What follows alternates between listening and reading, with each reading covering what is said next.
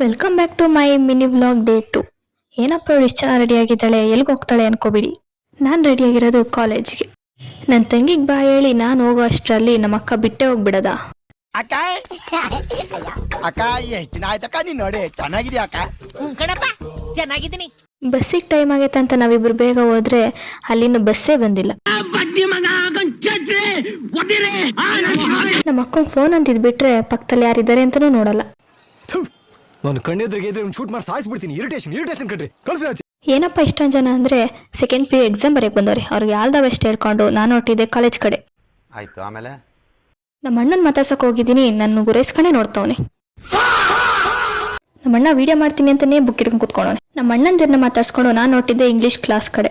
ಇವರೇನಪ್ಪ ಒಂದು ಕ್ಲಾಸ್ ಕೇಳಿ ಮನೆಗೆ ಹೋಗ್ತಿದ್ದಾರಾ ಅನ್ಕೋಬೇಡಿ. ನಾವು ಹೋಗಿದ್ದು ಝೂಲಾಜಿ ಕ್ಲಾಸ್. ನನ್ನ ಫ್ರೆಂಡ್ ಬೇಜಾರಾಗಿದ್ದಾಳೆ ಅಂತ ನಾನು ಮಾತಾಡ್ಸಕ್ಕೆ ಹೋದ್ರೆ ಮುಖನೇ ಮುಚ್ಕೊಂಡ್ಬಿಡದ. ನಾನು ಏನಯ್ಯ ತಪ್ಪು ಮಾಡಿದೆ? ನಾನು ಎಲ್ಲಿ ತಪ್ಪು ಮಾಡಿದೆ?